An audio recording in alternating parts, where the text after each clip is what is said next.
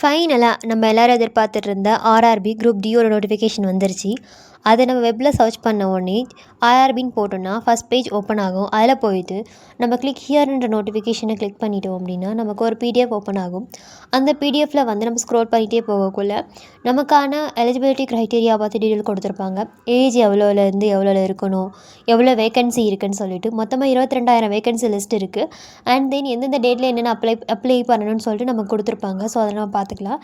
தென் என்ன பண்ணோம் அப்படின்னா என்னென்ன வயசு இருக்கணும், லைக் இந்த ஏஜ்லேருந்து இவ்வளோ அதாவது 18 to 33 வரைக்கும் நம்மளுக்கு கொடுத்துருக்காங்க மேக்ஸிமம் ஏஜ். அதுக்கப்புறம் வந்து நம்மளோட நம்ம அமௌண்ட் எவ்வளோ பே பண்ணணும், லைக் உமன் அண்ட் மென்னுக்கு இருக்கக்கூடிய அந்த amount based on the categories, அதாவது ரிசர்வேஷனை பொறுத்து வரும். அண்ட் ரிலாக்ஸேஷன் வரும், எந்தெந்த இதுக்கு என்னென்ன கம்யூனிட்டிக்கு என்னென்ன ரிலாக்ஸேஷன்ஸ் இருக்குதுன்னு சொல்லிட்டு அதெல்லாம் கொடுத்துருப்பாங்க.